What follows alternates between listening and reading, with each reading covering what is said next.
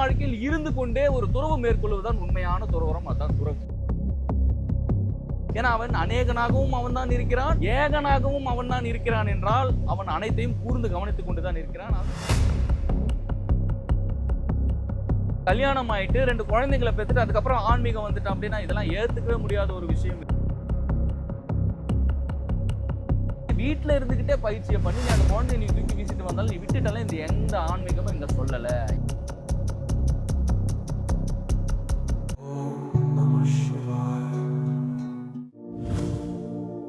வணக்கம் குருஜி.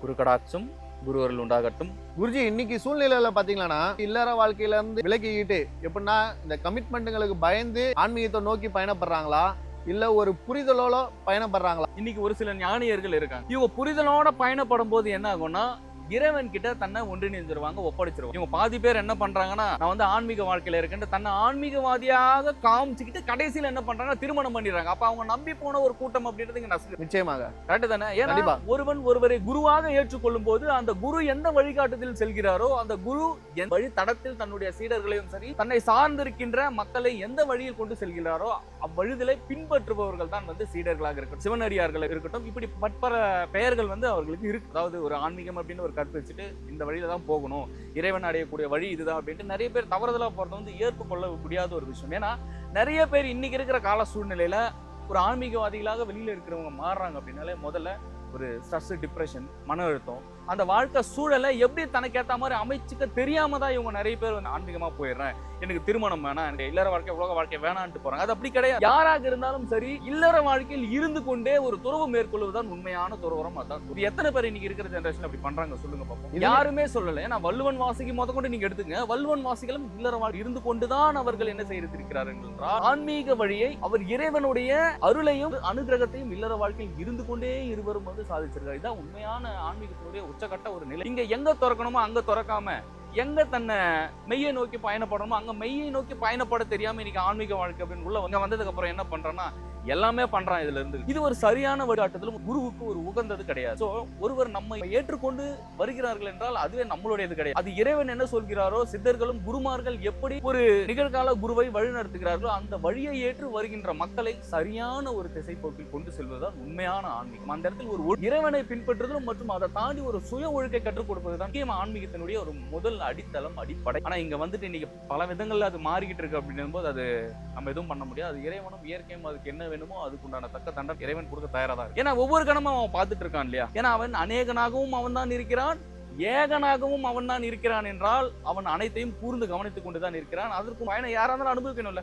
நிச்சயமா. அது எந்த மனிதனாக இருந்தானே, எந்த பூச்சியா இருந்தானே, எந்த புழுவா இருந்தானே, யாரா இருந்தாலுமே அந்த வினைகளுக்கு உண்டான பலனை அனுபவித்தே தான் தீர வேண்டும். அதனால நான் வந்து உலக வாழ்க்கை எனக்கு பிடிக்கல, நான் உலக வாழ்க்கையை நான் தூக்கி போட்டு நான் ஆன்மீகமா போய் கிடையாது. ஒண்ணு வந்தா அது முழுமையா வந்துடும். இல்லையா குருஜி, நான் இந்த வாழ்க்கையிலேயே இருக்கேன், என்னோட சூழல் அப்படி, நான் அந்த வினைகளை மாட்டிக்கிறேன், எனக்கு குழந்தை இருக்கு, எனக்கு கணவர் இருக்கா, எனக்கு மனைவி இருக்கா, எனக்கு தாய் தந்தை, நான் இதுல இருந்துகிட்டே எப்படி இறைவனை அடையணும் அப்படின்ட்டு நீங்க ஒரு குருமார்களையும் கேட்கும்போது அதுக்கும் வழிமுறைகள் இருக்கு. தன்னை வந்து முழுசா இல்லற வாழ்க்கையில தூக்கி போட்டுட்டு நீங்க இப்படி வரதுன்னு கிடையாது. இங்க ஒரு விஷயம் நல்லா புரிஞ்சுக்கணுங்க. நீங்க ஆன்மீகத்துக்கு வந்து ஓடி போனவெல்லாம் இருக்கு ஆன்மீகத்துக்கு, தெரியுமா? ஏன் நான் சொல்றேன்னா ஒவ்வொருத்தருமே இங்க உலக வாழ்க்கை கசக்குது, எனக்கு வலிகளா இருக்கு, எனக்கு கடன் பிரச்சனை, அந்த பிரச்சனை, இந்த பிரச்சனை, இந்த பிரச்சனை எல்லாம் என்ன பண்ணுதுன்னா ஆன்மீகத்தை நோக்கி நகர்த்துது. அத நீங்க இங்க வந்தாலுமே உங்களுக்கு ஒரு புரிதல் தேவைப்படும். ஆனா என்ன, அந்த ஒண்ணுமே இல்லாத ஒரு விஷயத்துக்கு நான் இங்க வலி அனுபவிக்கிறேன், வேதனைகள் அனுபவிக்கிறேன். சோ ஆன்மீகமா நம்ம போகும்போது நம்ம உடல் அளவிலையும் மனதளவிலையும் நம்ம ஆன்மாவை கரை சேர்க்கறதுக்கு உண்டான வழி அனுப்பிச்சு நம்ம பார்ப்போம் அப்படின்னு இறைவன் நகர்த்திட்டு வரதுதான். சோ இங்க உலக வாழ்க்கை யாரும் தூக்கி போட்டு வான்ட்டு யாருமே சொல்லல. இங்க வந்தாலும் அதே பிராக்டிஸ் தான் பண்ண போறோம். ஒரு மிக பிரம்மாண்டமான ஒரு பயிற்சி தான் பிரம்ம யோகம். இது குரு பிரம்மானந்த ஸ்ரீ சிவபிரபாகர சித்தயோக சுவாமிகளோட உயர் ரகமான பயிற்சி. இது ரொம்ப பவர்ஃபுல்லான ஒரு பயிற்சி.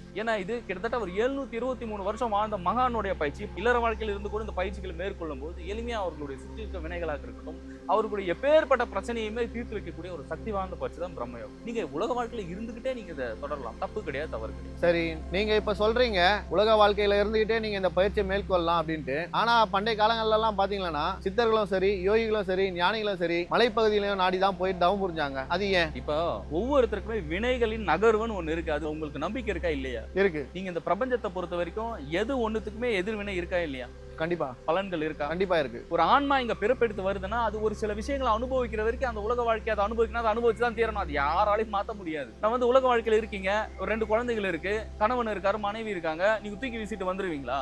அது அப்படி கிடையாது. முதல்ல நீங்க அந்த தர்மத்துல அந்த தத்துவத்துல இருந்துகிட்டு பயிற்சிகளை நீங்க அங்க மேற்கொள்ள ஆரம்பிக்கணும். இந்த மனம் உங்களுக்கு ஒரு நிலையில இல்ல, அதான் பிரச்சனை. நீங்க ஆன்மீகத்துக்கு வந்து ஒரு பாயிண்ட்டுக்கு மேல இதுல நம்ம ஜெயிக்க முடியல அப்படின்ட்டு இது தூக்கி வீசிட்டு போறவங்க இருக்காங்க. நிஜமா தான் சொல்லிக்கிட்டு இருக்கேன். ஆத்துல ஒரு கால் சேத்துல ஒரு கால், அது அப்படி கிடையாது. ஒண்ணு அங்க இருந்தாலும் அந்த புரிதல் தேவைப்படும், நீங்க இங்க இருந்தாலும் அந்த புரிதல் தேவைப்படும். ஆனா ஒரு குரு உன்னை உலக வாழ்க்கையில் உட்கார வைத்தே அங்க உனக்கான புரிதலும் அதற்குண்டான சக்திகளும் வலிமையும் உங்களுக்கு கொடுக்கும்போது நீங்க உலக வாழ்க்கையில் இருந்து கொண்டே உங்களுடைய வாழ்க்கையை மேல மேல உயர்த்திருக்கும். சரி, நீங்க இப்படி சொல்றீங்க. இன்னொரு கொஸ்டின் கேக்குறேன் நானு. ஒரு ஆண் மகன் திருமணம் பண்ணிட்டாப்ல, அவருக்கு 1 இல்ல 2 குழந்தை பிறந்துச்சுன்னு வச்சுங்க. அதுக்கப்புறம் அவர் ஒரு ஆன்மீகத்துல பெரிய நாட்டம் ஏற்பட்டு புரிதல் ஏற்பட்டு அவர் துறவரம் பூண்டு ஆன்மீகத்தை நோக்கி பயணப்பட்டுறாருன்னா, அப்ப அந்த குழந்தைகளுக்கு வந்து அவரு தந்தைன்ற ஸ்தானத்தை இழந்து அந்த குழந்தைகளுக்கு அதோட எதுவுமே பண்ணாததான் இதுவாயிட போறாரு. அப்ப அந்த கர்மா பயந்து வந்துடுறாங்க. இல்ல, அப்ப ஏத்துக்கவே முடியாத ஒரு விஷயம். அப்ப அந்த உலக வாழ்க்கையில இருந்துகிட்டு இல்லற வாழ்க்கையில இருந்துகிட்டு கல்யாணம் ஆயிட்டு 2 குழந்தைகளை பெற்றுட்டு அதுக்கப்புறம் ஆன்மீகம் வந்துட்டு அப்படின்னா இதெல்லாம் ஏத்துக்கவே முடியாத ஒரு விஷயம். உனக்கு அங்க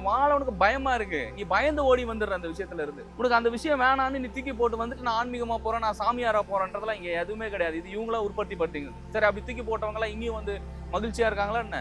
ஆன்மீகம் அப்படின்றது அப்படி கிடையாதுங்க. நீங்க எங்க வேணா இருங்க, பிரச்சனையே கிடையாது. நீங்க எங்க இருக்கீங்களோ அந்த இடத்துல பயிற்சிகள் எடுத்து தன்னுடைய மனசு அலைப்பாயாம உடையாம 4 இடங்களை சுழலாம ஒரே நிலைத்த தன்மையில எப்பவுமே இறைவனை நோக்கியே தன்னுடைய சிந்தனைகளும் தன்னுடைய கவனம் முழுமையா வைக்கிறதாங்க ஆன்மீகம். அப்படி ஒவ்வொருவரும் பண்ணும்போது என்னன்னா உடலுக்குள்ளார பலவிதமான மாற்றங்கள் ஏற்படும். இதுதான் அகமுகமாக பல விஷயங்களை எடுக்கிறது, அகமுகமா சித்துக்கள் பண்றது, அகமுகமா உடல்ல இருந்து வெளியப்பட்டு மரணத்துக்கு அப்பாற்பட்ட என்னென்ன விஷயங்கள் இருக்கோ அப்படின்றது இந்த உடலுக்குள்ளார இருந்துகிட்டே பல விஷயங்களை பார்க்கும் பொழுது முழுமையா உங்களுடைய வினைகள் எல்லாமே கழிய ஆரம்பிக்கும். இதுதான் ரியாலிட்டி. இல்ல, நான் இப்ப என்ன கேட்க வரேன்னா, நான் ஃபுல்லா சொல்லி முடிச்சிடுறேன். சொல்லுங்க. இப்ப வந்து பாத்தீங்கன்னா போன பிறவிலையோ அதுக்கு முந்தின பிறவிலையோ இல்ல இப்போ இந்த பிறவிலையோ நம்ம பண்ண கர்மா மொத்தத்தையும் அழிச்சாதான் இறைவனை சேர முடியும்ன்றீங்க. கண்டிப்பா.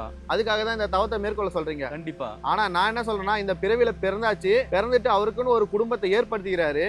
ஏற்படுத்திட்டு அதுக்கப்புறம் முழுமையா ஆன்மீகத்துக்குள்ள தன்னை இணைச்சுக்கிட்டு பயணப்பட்டு இவர் மூலியமா பிறந்த அந்த வாரிசுகள் அதுங்க கஷ்டப்படுறப்ப அந்த கர்மா இவரை தாக்குமா தாக்காதா? 100% தாக்கும். அப்ப இவரு முக்தி அடைவாரா?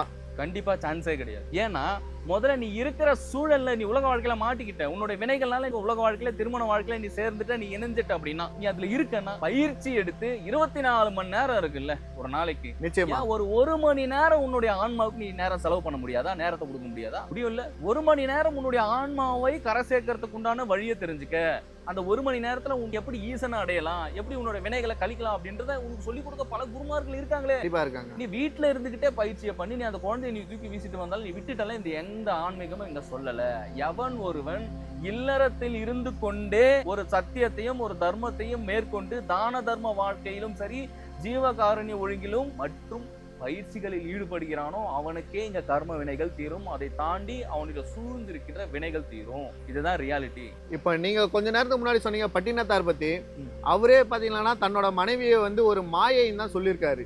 இத பத்தி உங்க கருத்து என்ன? கண்டிப்பா மாயை தான். பட்டினத்தாருக்கு அவங்களுடைய மனைவி மாயை, அவங்க மனைவிக்கு பட்டினத்தாரே மாயை. புரியுதுங்களா? ஆனா பட்டினத்தார் அவங்க ஒரு விஷயத்த பண்ணிட்டு வந்தாரு. தன்னுடைய குடும்பத்தை ஸ்டாண்டர்டா பொருளாதாரத்தில் எந்த ஒரு வலு இழக்காமல் இவர் இல்லைனாலும் அந்த ஃபேமிலிக்கு எந்த ஒரு உணவு பஞ்சமோ இல்ல ஆடை தட்டுப்பாடோ இல்ல எந்த தட்டுப்பாடும் இல்லாத அளவுக்கு அந்த சூழலை வகுத்து வச்சுட்டு அவங்களுக்கு தேவையானதெல்லாம் சம்பாதிச்சு வச்சுட்டு தான் வந்தாரு. நல்லா புரியுதுங்களா? இறக்கும் போதே தூக்கி வீசிட்டு எல்லாம் இங்க வரல. ஆமா தானே? பட்டினத்தார் எல்லாம் தூக்கி போட்டு வந்துட்டாரா? கிடையாது. அந்த குடும்பத்துக்கு என்ன தேவையோ, அவரோட தாய்க்கு என்ன தேவையோ, பொருளாதாரத்துல உயர்நிலை வாழ்வாதாரத்துக்கும் சூழலுக்கு உண்டான எல்லா விஷயங்களும் பண்ணி கொடுத்துட்டு தான் வந்தார். இங்க ஒவ்வொருத்தருமே அப்படிதான் பண்ணணும். உலக வாழ்க்கையில இருங்க, இறைவனை கெட்டிமா புடிச்சுங்க. இறைவனை விட்டீங்கன்னா நீங்க முடிஞ்சீங்க, வினைகள் சூழ்ந்து. இப்போ நீங்க சொல்ல வர்றது எப்படி இருக்குன்னா, உலக வாழ்க்கையில ஈடுபட்டு வாழ்றவங்க ஆன்மீகத்தை மேற்கொள்ளணும் இல்ல ஆன்மீகத்தையே இருக்க பற்றிக்கணும் அப்படின்னா ஃபர்ஸ்ட் தன்னோட குடும்பத்தை வந்து ஒரு பொருளாதாரத்துல எப்படின்னா தான் இல்லைனா கூட அந்த குடும்பம் எல்லா இதுலயும் எப்படி சொல்றது ரியாலிட்டி சொல்லிட்டுங்களா. இங்க நிறைய பேர் உலக வாழ்க்கையில இருக்கிறவங்க ஏன் ஆன்மீகத்தை நோக்கி வராங்கன்ட்டு உங்களுக்கு தெரியுமா? ஆன்மீகத்தை நோக்கி எல்லாம் அவங்க வரல. அனுபவத்துல நான் சொல்லிக்கிட்டு இருக்கேன், நான் உண்மையை சொல்லிக்கிட்டு இருக்கேன். வினைகள் முழுக்க அங்க ஓடும் போது வினைகளை அனுபவிக்கும் போது அந்த வாழ்க்கை வந்து கசக்குது. அப்ப இவன் என்ன பண்றான்னா இந்த மாதிரி ஒரு ஆன்மீகமா நம்ம போலாம். இல்ல நான் சொல்லி முடிச்சிடறேன். பண்ணல அதான் இல்ல நான் சொல்லி முடிச்சிடறேன். அதான் சொல்றேன்ல, அப்ப ஆன்மீகத்துக்கு தன்னை முழுசா ஈடுபடுத்திக்கணும்னு நினைக்கிறவங்க தன்னோட குடும்பத்தை ஒரு பொருளாதார நிலையில உயர்த்தி வச்சுட்டு அதுக்கப்புறம் தான் அதுல ஈடுபடணும்னு சொல்ல வரீங்களா? கண்டிப்பாங்க. முதல்ல நீங்க இந்த பிரபஞ்சத்துக்கு என்ன பண்ணீங்க, மற்ற உயிர்களுக்கு நீங்க எந்த சேவை செய்யறீங்கன்ற ஒரு விஷயம் இருக்குல்ல. இப்போ உலக வாழ்க்கையில இருக்கீங்க, லட்ச லட்சமா கோடி கோடிமா சம்பாதிக்கிறீங்க, உன் குடும்பத்துக்கு மட்டுமே தான் சேர்த்து வைக்கிறேன் ஒழிய உன்னுடைய ஆன்மாவுக்கு நீ இறந்ததுக்கு அப்புறம் நீ எங்க போறன்றதே தெரியலையே. இங்க பிற உயிர்கள் மேல உனக்கு கருணை இல்லைன்னா, பிற உயிர்களுக்கு நீ அன்னதானமோ ஜீவகாரணமோ தான தர்மமோ பண்ற தன்மையே இல்லைன்னா, சத்தியமா சொல்ற மறுபடியும் பிறந்து தான் வரணும். போன ஜென்மத்துல நீ கேட்டது இந்த ஜென்மத்துல இறைவன் கொடுத்துருக்கு. ஏன்னா நீ போன ஜென்மத்துல என்னன்னு கேட்டிருப்பான் தெரியுமா, கடவுளே எனக்கு ஒரு 10 கோடி ரூபாய் வேணும், இல்ல எனக்கு ஒரு 100 கோடி ரூபாய் வேணும், கரெக்டுங்களா?